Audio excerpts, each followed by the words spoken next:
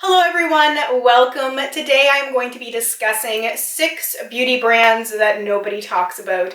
This is obviously just my perspective. I just don't hear people recommending these products. I don't see people reviewing them. I just don't hear anything about them. I don't hear about new releases. I don't hear good or bad in most cases. And yes, it does have something to do with some of the people I follow on social media, as well as some of the, articles I might read or magazines I might read, because some of them might be a little bit location specific, but I just thought this would be something fun to talk about. Plus, I thought it would be fun to hear from you guys as well if you love these brands, if you have any favorite products, if you're surprised that I feel like nobody talks about them, or if you agree with me. So anyway, just a little disclaimer, because whenever I talk about topics like this, there's always somebody that's like, no, people talk about that all the time. So I'm just from my point of view. So the first brand I want to talk about is Doop. So this is a brand I remember seeing at one point in Shoppers Drug Mart in Canada. They pulled out a couple of years back because I actually ended up getting a couple of things that were on sale at that time. They were also sold at Sephora at one point, and I believe Anthropologie and Urban Outfitters as well. So this brand, Doop, was founded in California in 1999 by working makeup artists. So I was on the brand's website reading a little bit about their history, and the infamous lip venom was inspired by the TV show Felicity. The makeup artists were inspired by a kissing scene. They were inspired by the way that Carrie Russell's lips looked, and that's what caused them to create the brand, because they wanted that product. They didn't feel like there was anything out there like that on the market that would plump the lips up, and I just thought that was kind of neat. So I remember a big craze with the lip venom. I remember like the early 2000s. I remember everybody had to have the lip venom. I remember it being in Shoppers then, and that would have been like 2005, 2006-ish, like when I was in high school. And I remember it being in all of the magazines, because I think I had all of them: Teen Vogue and 17 and Cosmo Girl and Teen Magazine. I just absorbed all that stuff, and I loved all the makeup references in there and all the makeup articles, and I remember the lip venom being mentioned all the time. So it's always sort of been there in my head, and I always wondered why people don't talk about it. Now, I do think trends changed a little bit. We definitely saw the emergence of matte lipsticks, especially matte liquid lipsticks. A lot of people weren't using gloss anymore. There was definitely a period of time where just gloss was just a no-go. It's starting to come back a little bit now, but it seems like people were getting their lips done and then they weren't using like the plumping glosses.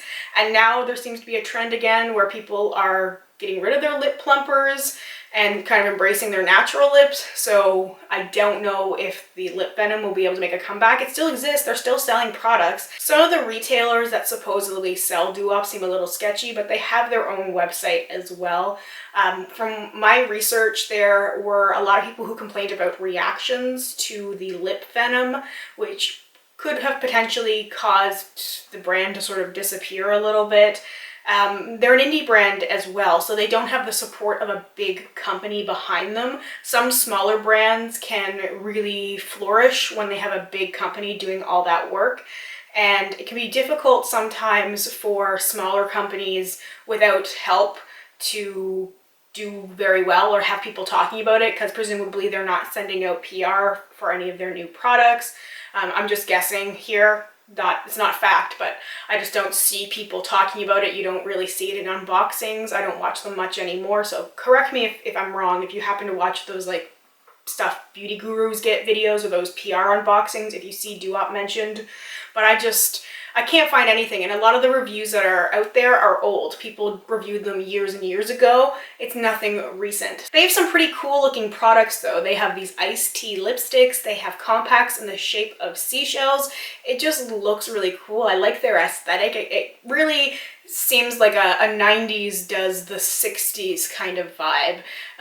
Very specific, I know, but that's just what it reminds me of. It's, not like throwback 90s, not throwback 60s. It's kind of a mixture of the two, and I really like that. don't even know where to get the products anymore. The information is just very vague. Illamasqua is the next brand I want to talk about. They are a British brand that was founded in 2008. The name Illamasqua comes from a mashup of the words illusion and masquerade, which I think is really cool. It's such a pretty word that they came up with. The main intention of the brand is to encourage experimentation and self-expression, which I just think is wonderful. But being a British brand, there doesn't seem to be a whole lot of availability outside of the UK. And that seems to be an issue sometimes. Now, I don't follow a lot of UK vloggers or bloggers right now. I used to, and I used to hear some other British like staple brands be mentioned, or other European brands be mentioned a little bit more, things that are a little less accessible in North America. I never really heard Illamasqua mentioned much. I felt like there's a certain specific demographic there that really responded to Illamasqua's aesthetic and talked about them a lot. Now, I know in Canada they were sold for a while at the Bay. I don't see them in the Bay anymore, and I saw a lot of their products being discounted on their website. I don't know if the partnership re-established, but they were getting rid of all of the products from the Bay website. And the Bay is a department store in Canada. Their cosmetic section is very, very high end. Illamasqua's price range is kind of in there. They are like a little bit cheaper than those, but still very expensive. And it's going to be more expensive in North America exchange rate. I look for people who have that sort of Illamasqua aesthetic, which I feel like is a little bit dark. It's a little bit dark, but that's what I gravitate towards when I'm looking for inspiration a lot of the times, and that's kind of the people I like to follow on Instagram. And I rarely, if ever, see the brand tagged. It always sticks out to me when I hear the brand mentioned or I see them there, because it's just something that I just don't hear or see a lot about. Now, there was an incident in 2012 that I think really harmed the brand, and I don't think they've ever been able to recover from it. So they had a, we'll call it blackface incident. I don't believe it was intentional, but we'll talk about that in a second as well. So this is the images they had for this campaign, where they had one side black and one side white. Now, the immediate reaction to this was outrage. Now, of course, Illamasqua immediately was like, no, that's not our intention. And as I was just saying, intent doesn't matter. You can be racist and not intend to be racist. And it was a really, really poor choice. I don't know how they could look at that and not see it reflected there. It doesn't matter if it wasn't what they were trying to do. It just displayed a serious lack of perception and social awareness, and just you don't have to have a scholar's degree in Black history to know why an image like this would be incredibly, horrifically offensive.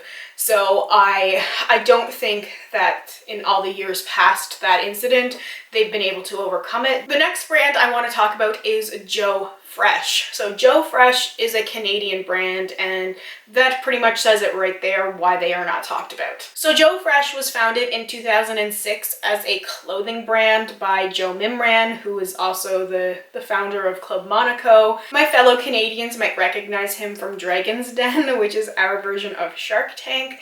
But anyway, Joe Fresh introduced cosmetics first in 2009, so it's been a little while. They revamped their image over the last couple of years. They completely got rid of old products and they brought in new things and changed their packaging, and it's very sleek and modern. Reminds me a little bit of that new Flesh beauty line, just in its simplicity in the packaging. They started selling at Shoppers, which is a drugstore here, and they sell at the Superstore, at least that's what I know it by here, which is essentially like a Canadian Walmart. We have the Great Atlantic Superstore where I am, and so it has, you know, your groceries, but it also has clothing, and it has cosmetics, and it has various home accessories and decor, and they even have an electronics department in some of the bigger stores. So, you know, it's essentially what a Walmart is. And I was there at one of the big stores not that long ago, and I saw the massive Joe Fresh display. I've never seen a display that big of that cosmetic line. It completely shocked me because I never hear the brand talked about. And online, there's only a small selection of products as well. And I know they only ship to Canada and I believe the US. So that can have a bit of an issue there as well. The price is pretty decent. It's kind of like middle of the road for drugstore. I find it to be very comparable to like CoverGirl. It's not like very cheap like Elf kind of Wet n Wild pricing, but it's not like Physicians Formula, which tends to be like $20+ in Canada. So it tends to be, you know, pretty good. So I've tried a couple of the products recently and they're good. I wouldn't say they're amazing, but from what I tried, they were good, and I would try more. And it's just one of those things I never think about, and I never hear people talk about it. So it's why I always forget about supporting the brand. I do have an eyeshadow, a mint eyeshadow from one of the previous incarnations of the cosmetic line that I would probably sell my soul for. I still have it. I use it all the time, but I don't ever want to run out of it. I want it to come back. I just so bad. It's one of the best eyeshadow formulas I have ever tried, and it just is crazy to me that like nobody was talking about this. So I feel like we might have a little bit of a secret treasure on our hands here, and I really want to try as many of the products as I possibly can and, you know, see what's good and what's not good, and I hope to do that at some point and report back. The next brand I want to talk about is Lip Smackers. Some people might also have heard of the brand Bonnie Bell, which no longer exists. It's just Lip Smackers now. But Lip Smackers was actually the very first to release flavored lip gloss. And that was the Lip Smackers in 1973. So Lip Smackers, it's lip balm. It's that infamous lip balm that I think is a rite of passage for pretty much every beginning makeup junkie. Everybody had those scented flavored lip glosses and balms. Now the brand Bonnie Bell was sold in 2015 to the same company that also owns Physicians Formula, Wet n Wild, and Black Radiance, and they got rid of the Bonnie Bell and just kept the Lip Smackers. Now it is a little bit childish, but there is that nostalgia factor there as well because they have a lot of the classic flavors and scents there to the lip balms. I mean, it's cute. They have a lot of cute packaging, things that are very visually appealing, and they also have some partnerships with Disney, so they have some pretty cute packaging with some various characters. And like, why is nobody talking about like Ursula, the Ursula lip balm that is grape? Cruella de Vil is red velvet lip balm. It's perfect. They even have Jack from The Nightmare Before Christmas, and I have my issues with that movie, but pumpkin spice latte. Pumpkin spice latte, why aren't people talking about this? Is it because it reminds people too much of their childhood of like beginner makeup? But it's lip balm. Everybody's always talking about lip balm. They have some more like grown up lip balms as well, stuff that's supposed to help like hydrate your lips and stuff that actually has like some medicinal properties in it as well. So I truly don't understand why people are not talking about this. It has the cutesy stuff. It's so overlooked. I'm at a loss for words. Once I started going through the website, and like the website is definitely designed for like 12-year-olds, but once I started going through it and I was looking at all the stuff they have, and it's so many options, hundreds of options, I was just flabbergasted. Could not believe that people weren't talking about it, and I'm for sure getting my hands on that Cruella de Vil lip balm. Yes, I need it. The fifth brand I want to talk about is Illamasqua. This is another Canadian brand. So again, I pretty much have my answer right there why it's not talked about, but I thought I would still bring it up because it's a good brand. So maybe this video will bring people to brands they hadn't heard of before or hadn't considered. I feel like a lot of the times being Canadian, we are just presented with more options that are not Canadian, and sometimes there's this weird judgment on Canadian products like they're inferior. I notice that a lot where I am, where people will not really appreciate something that's local, but will really appreciate almost the same thing if it came from far away, because it's like, well, then it must be good. And it's a very weird phenomenon. So I don't know if that's what's going on with like the makeup community, because I never see this brand talked about. Now, this is an established brand. This is a brand that was founded in 1972. It's Quebec based. It's still based in Montreal. And it's a very classy brand. Now, it definitely has a more mature aesthetic. I do think that it would appeal to an older demographic, but it has that sort of Laura Mercier Estee Lauder sort of feel to it. Very grown up in comparison to some of the other brands. Definitely a huge contrast from Lip Smackers, but they do have some good products. I've tried a handful of things, like their eyeliners and lip liners are phenomenal. I tried a lipstick which was really good, and they are one of the best selling makeup brands in Canada, so they obviously have a really good customer base there, but I feel like it's people who really aren't talking about makeup online. I've been purchasing these products for a long time who probably have a really strong sense of brand loyalty. I have to remember to try them. The next time I'm going to purchase some stuff, I'm trying to buy some Canadian brands, and I have to remember Lise Watier. And the last brand I'm going to talk about, I could do an entire video on. I'm just so fascinated by the history, and that's Max Factor. I never hear people talking about this brand. Never. I just saw one mention of the brand a couple days ago, and before that time I hadn't heard a thing. And I've even kind of go through some makeup forums and stuff and see what people are saying about like product recommendations of their favorite products. I never hear or see Max Factor mentioned. So the brand was founded way back in 1909 and is responsible for the invention of a lot of different makeup products, circling around film mostly, and some very iconic makeup looks as well. Max Factor himself was a makeup artist who worked and created images for some celebrities, notably Joan Crawford, Jean Harlow. He is responsible for dyeing her hair platinum. You know, that's why we have that phrase blonde bombshell, which is overused, but it's because of Jean Harlow getting her hair dyed that blonde. Marlene Dietrich, Betty Davis. Max Factor invented face powder that would mattify the face, invented pancake makeup, which was to help Technicolor film, because when they made that switch from black and white to Technicolor, they had a lot of issues with the way that like actresses' faces were appearing on camera, so they had to make all these tweaks and change the cosmetics, and he was just right on the ground level making all these changes happen, and responsible for the first ever lip gloss. So it was originally just for actresses, and then they released it commercially in 1932, and it was called X-rated, and as you can imagine, it was quite the scandal. Now, Procter & Gamble used to own the brand, and they removed it from North American markets. Their intention was to focus on CoverGirl and push CoverGirl more in Canada and the US, and they removed Max Factor entirely. This was around 2005, 2006-ish. Max Factor was not sold in the US or Canada. It's still not sold in Canada. Now, they did bring it back for a limited edition run in 2016. The brand was sold at that time to a company called Coty, C-O-T-Y. They own a lot of brands, you'd be shocked. I actually thought that Procter & Gamble still owned them, but there was a lot of brands changing hands in 2015. A lot of things were changing. But for Max Factor, they brought in the legendary Pat McGrath to design some of these products and to bring them back to the North American market. Any Americans who might have seen Max Factor, please let me know, but I feel like it was just limited edition.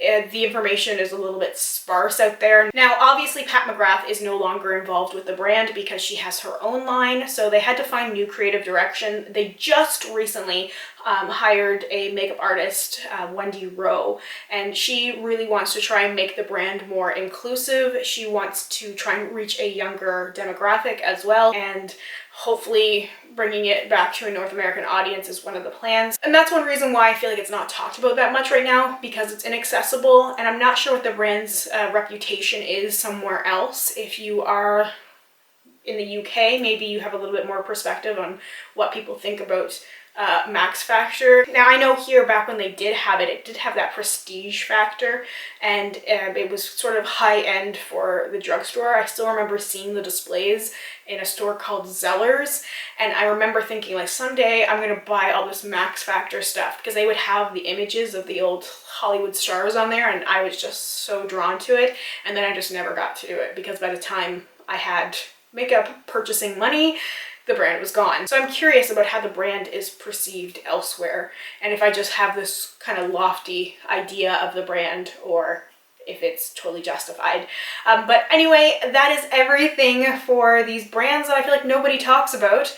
If you disagree with me, let me know, but again, this is just, you know, my point of view, my perspective. I feel like I try and spread myself out around various makeup forums just because I'm so interested. I just want to talk about makeup all the time, and anytime I can participate in a conversation, I do, whether it's in person or online or whatever it is. I just love talking about makeup, so these are things that just stuck out to me as being brands nobody talks about. If you have any other brands that you feel like nobody talks about, let me know as well. Maybe I can do some research on them. That's something that I just love doing. I love doing research on things that I'm passionate about, like makeup. So anyway, thank you once again. Thank you for spending some time with me today. I really appreciate it, and I hope we get a chance to chat soon. Bye for now.